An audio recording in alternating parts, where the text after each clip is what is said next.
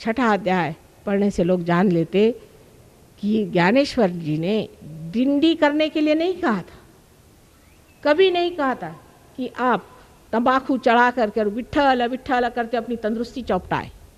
उन्होंने कहा था कि ध्यान करके परमात्मा को प्राप्त हो।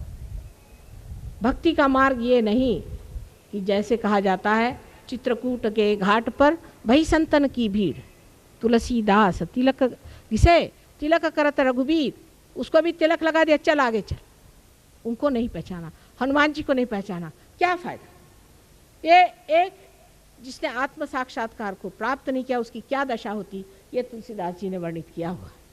इसलिए आत्म साक्षात्कार होना बहुत आवश्यक है। आत्म साक्षात्कार करने के लिए कोई कोई ऐसे अजीब अजीब प्रश्न पूछते हैं कि आप ही क्यों करते हैं, भाई आप करो, मुझे तो बड़ी खुशी हो, आप आइए पधारिए, मैं आपको 10 हार पहनाऊँ, मुझे छुट्टी करिए। अगर आप कर सकते हैं तो क्या करें, क्योंकि मैं कर सकती हूँ इसलिए वो नाराज़ है। लेकिन अगर आप कर सकते हैं तो बड़ी अच्छी बात है, आप करिए ना। ये कोई काम आसान नहीं है, पहाड़ों जैसी कुंडलिनी उठाना आसान चीज़ नहीं है।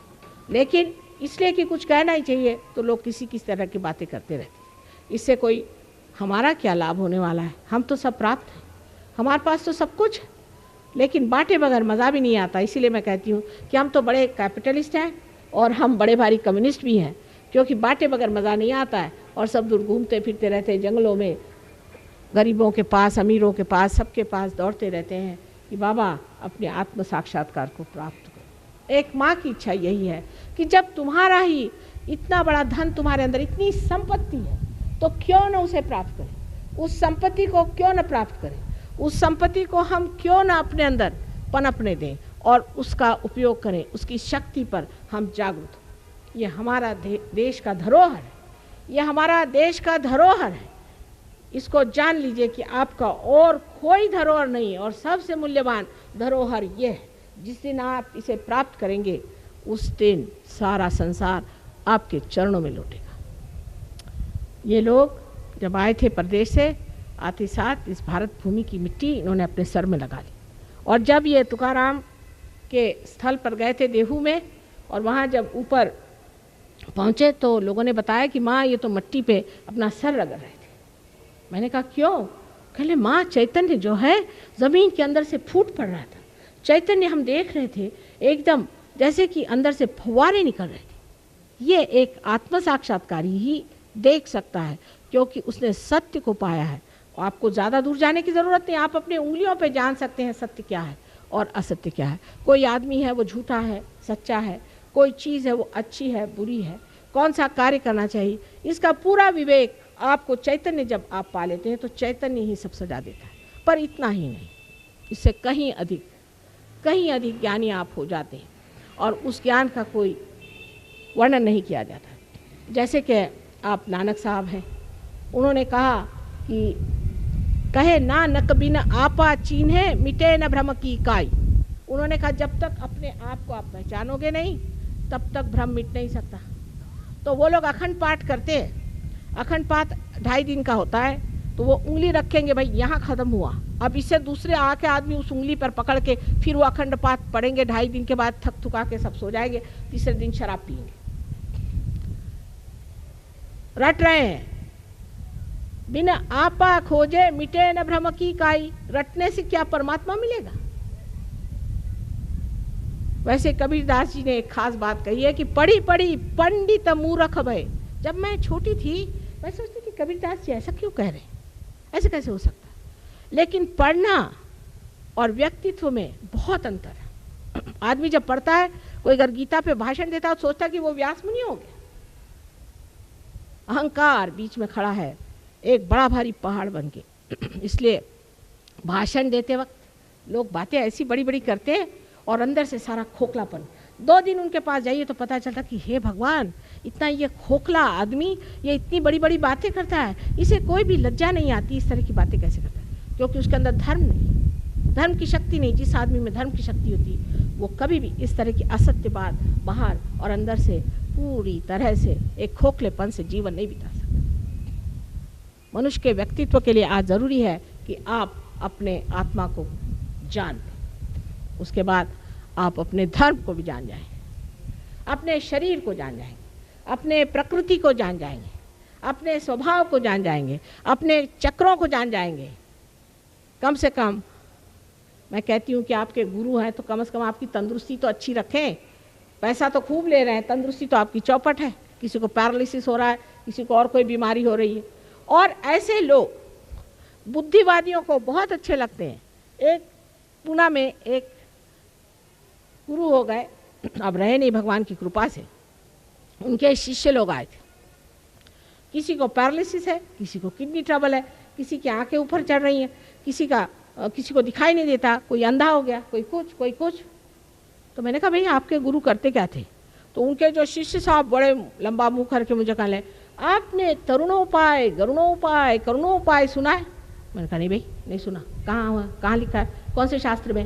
नहीं, शास्त्र में नहीं, हमारे गुरुजी ने हमें बताया। अच्छा, ये कहाँ से बीच में से निकल आए आपके गुरुजी, जो कि सारे शास्त्रों को मना करके और अपनी तरफ से बता रहे हैं एक बात को। जो आदमी अपने ही तरफ से नई चीज निकालता है और अपने को बड़ा अभिनव समझता है, वो जीवंतता लेकर नहीं।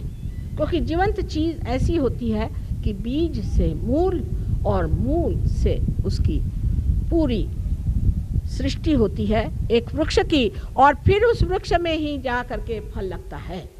ये नहीं कि फल कहीं आकाश से चला है, वो तो प्लास्टिक का होएगा। सारे शास्त्रों का आधार इस पर होना चाहिए। अब ये जरूर है कि एक शास्त्र यहाँ लिखे गए समयाचार के अनुसार, दूसरे शास्त्र समयाचार के अनुसार वहाँ लिखे गए, लेकिन जो इंसान उनका सार एक करके बताए वही सदगुरु है। जो उनमें ये दिखाए कि ये गलत है और वो गलत है, वो आदमी सदगुरु नहीं। साईनाथ, शिरडी के साईनाथ, उनके मैं जब जगह गई थी तो मुझे बड़ा आनंद आया। उन्होंने लिखा है कि किसी भी धर्म की निंदा करना महापाप है। धर्म चीज और है, और उस धर्म के पालने वाले उसके उल्टा मुंह करके बैठे हुए। इसलिए उनके पालने वालों से आप धर्म को गालियां मत दीजिए। धर्म चीज और है, और ज़्यादातर धर्म इसलिए लोग इस्तेमाल करते हैं कि यही एक पाखंड से वो ज़िंदगी में रह सकते हैं। जैसे हमारे बम्बई में एक बार बड़ा भारी स्मगलिंग केस हुआ, तो जब उन्होंने विलायती शराब लाई तो वो गीता के किताबें बना करके ऐसी झूठ मूठ की उसके अंदर रखेला, क्योंकि गीता को कौन पूछेगा। इसी तरह से धर्म है, बड़ा भारी टीला विला लगा लीजिए, एक नाटक बना लीजिए और धर्म का नाम ले लीजिए तो लोग चले आपके पैर पे। धर्म के लिए संसार छोड़ने की ज़रूरत नहीं, घर द्वार छोड़ने की ज़रूरत नहीं। कोई चीज़ जब पकड़ी नहीं तो छोड़ेंगे किसी? जिसने किसी चीज़ को पकड़ा हो वही तो छोड़ेगा। आज ठीक है, हमारे पति हैं, उनकी एक फैमिली है, पिता की एक फैमिली है, उनका एक ढर्रा है, उस घर में रहने का है, ठीक है, उस ढंग से हम रह रहे हैं। कल अगर आप जंगलों में कहिए, जंगलों में रहेंगे। हमारी अपनी बादशाहत है। हम थोड़ी ना कि ये चीज़ चाहिए हमको, वो कंफर्ट चाहिए हमको, एयर कंडीशनिंग चाहिए। ये तो भिखारियों के लक्षण है। और जो भिखारी होता है वो कोई गुरु नहीं हो सकता। जो आपके टुकड़ों पे पलता है वो कोई गुरु होगा? आपसे अगर कोई कहे कि मेरे घर में आपके मुफ्त रहे तो आप रहिएगा?